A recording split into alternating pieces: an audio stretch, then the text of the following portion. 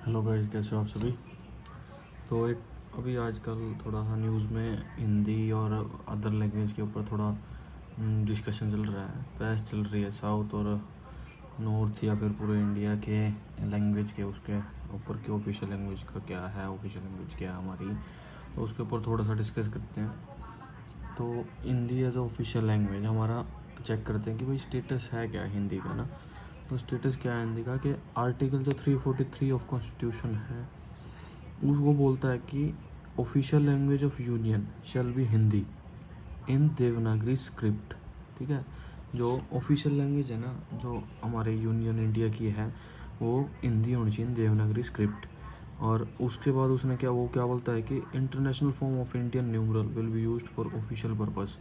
International numerals, form of numeral जैसे Roman words हो गए 1 2 3 या ऐसे ऐसे मान लो ये लिख दिया, ये 12 ऐसे लिख दिया ऐसे, या ये मतलब ना हमारे हिंदी वाले उसको छोड़ के ऐसे लिखना, वो यूज़ करना हम ऑफिशियल पर्पज़ के लिए मायने रखते हैं भाई, वो यूज़ हम कर सकते हैं। अच्छा, उस टाइम जब ये हिंदी लैंग्वेज चूज़ कर रहे थे, ये 1951 के आसपास की बात है। तो उस टाइम क्या हुआ कि कुछ ने बोला कि भाई इंग्लिश तो है ना हटा ही दो, क्योंकि ये गुलाम की याद दिलाती है हमें गुलामी की, और इसको हटा दो, ये लैंग्वेज हम यूज़ नहीं करते, हमें हमें नहीं करनी चाहिए।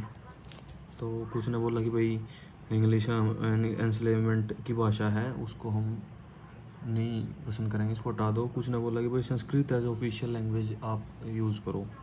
कुछ ने बोला कि भाई हिंदुस्तानी एज ऑफिशियल लैंग्वेज यूज़ करो।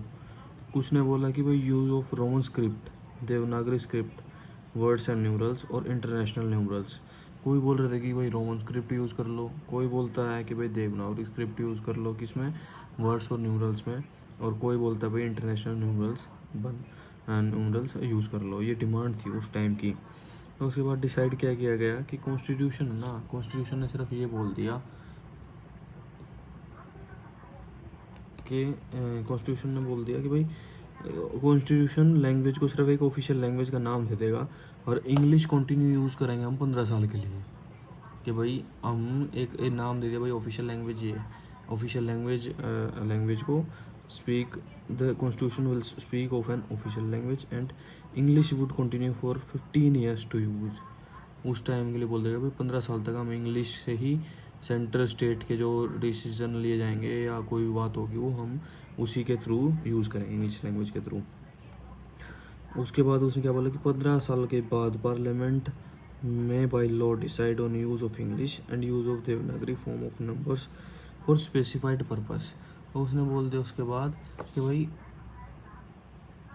कॉन्स्टिट्यूशन डिसाइड कर लेगा, पार्लियामेंट हमारा डिसाइड कर लेगा 15 साल के, कॉन्स्टिट्यूशन बोलता है कि 15 साल के बाद पार्लियामेंट को डिसाइड करने देंगे कि भाई इंग्लिश को ही एज अ कंटिन्यू लैंग्वेज रखना, ऑफिशियल लैंग्वेज, या फिर अपनी हम दूसरी भाषा को यूज़, हिंदी को, देवनागरी को हम यूज़ करेंगे।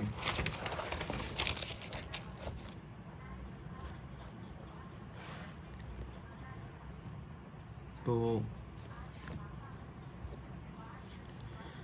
अब उसका थोड़ा बैकग्राउंड पढ़ते हैं कि उसका बैकग्राउंड है क्या। हमारा 8 शेड्यूल जो है कॉन्स्टिट्यूशन का, वो क्या बोलता है, 8 शेड्यूल जो है हमारे कॉन्स्टिट्यूशन का, उसके अंदर लैंग्वेज दी गई हैं, आप लोगों को पता होगा। उसके अंदर सबसे पहले जब था इनिशियली उसमें 14 लैंग्वेजेस थी, मगर अब उसमें 22 लैंग्वेजेस हैं जो अलग अलग हैं। और उसके अंदर एक चीज़ स्पेशली मेंशन की गई है कि उसमें काइंड ऑफ लैंग्वेजेस का कोई वो नहीं है जो ऐड हुई हैं या ऐड होने वाली हैं कि उनकी कैसी होनी चाहिए, काइंड ऑफ लैंग्वेजेस कैसी होनी चाहिए, उसके बारे में कहाँ कोई मेंशन नहीं। इससे रिलेटेड आर्टिकल्स क्या हैं लैंग्वेज से। आर्टिकल 344(1) बोलता है कि formation of commission by president consist of chairman and members of schedule language speaking.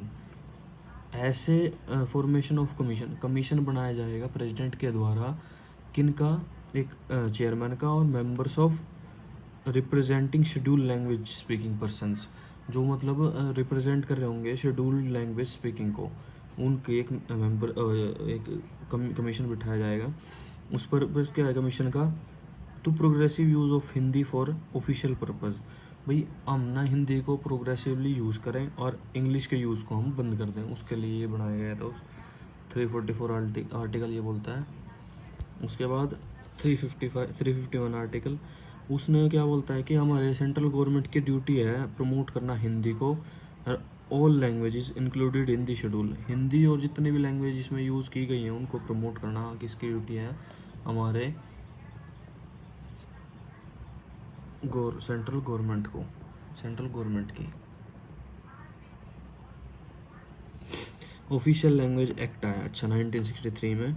तो ये क्या बोलता है ऑफिशियल लैंग्वेज एक्ट 1963, इसमें क्या बोला गया, ये passed due to expiry coming time of use of English for 15 year. ये पास किया गया था जब 15 साल वाला भी होता है, मैंने आपको भी 15 साल के लिए बोला गया था कि भाई इंग्लिश हम 15 साल के लिए यूज़ करेंगे। उसके बाद पार्लियामेंट जज करेगा कि भाई देखते हैं आप इंग्लिश यूज़ करेंगे या हिंदी देवनागरी स्क्रिप्ट यूज़ करेंगे। तो अब ये पास किया गया उस टाइम। और 1959 में नेहरू जी ने बोला भी था कि भाई English would remain official language between centre and state as language of communication, मतलब इंग्लिश हटेगी नहीं, वो कंटिन्यूज रहेगी। पीएम मगर लाल बहादुर शास्त्री जब आए उन्होंने कमिटमेंट दोबारा की कि भाई हिंदी एज आ ऑफिशियल लैंग्वेज हम बनाने वाले हैं।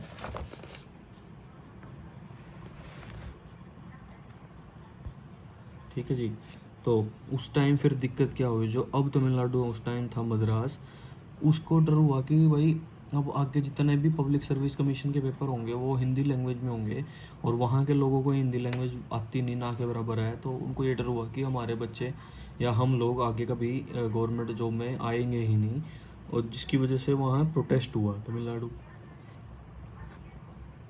में स्टूडेंट्स ने प्रोटेस्ट किया, 60 बच्चे उसमें मरे। और 1976 में फिर ये बोला गया कि ऑफिशियल लैंग्वेज रूल्स फ्रेम्ड कर दिए गए और बोल दिया गया कि भाई ये सिर्फ सारी कंट्री में अप्लाई होगा मगर एक्सेप्ट तमिलनाडु में हम इसको अप्लाई नहीं करेंगे। उसके बाद गवर्नमेंट ऑफ इंडिया ने थ्री लैंग्वेज फार्मूला दिया और उसमें क्या बोला थ्री लैंग्वेज में कि भाई 2 लैंग्वेज तो कंपलसरी हैं ही टीचिंग की, इंग्लिश और हिंदी। एक रीजनल लैंग्वेज पढ़ाई जाए जहाँ हिंदी स्पीकिंग स्टेट है, मान लो हरियाणा है, जैसे हरियाणा में हिंदी स्पीकिंग है तो वहाँ एक रीजनल लैंग्वेज पढ़ाई जाए हिंदी और इंग्लिश के साथ, ये कंपलसरी है।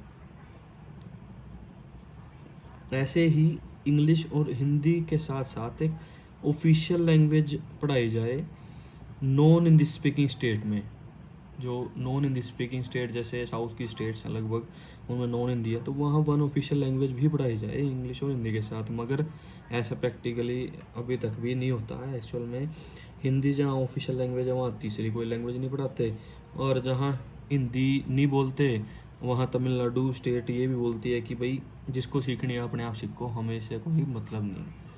ठीक है, तो ये थोड़ा सा मैंने आपको इसके बारे में इंफॉर्मेशन दी कि ये एक्चुअली में है क्या चीज़, इसके पीछे जो है लैंग्वेज के ऊपर हम आपस में अभी ये गलत चीज़ चल पड़ी है, ये है क्या असल में चीज़ें हैं क्या।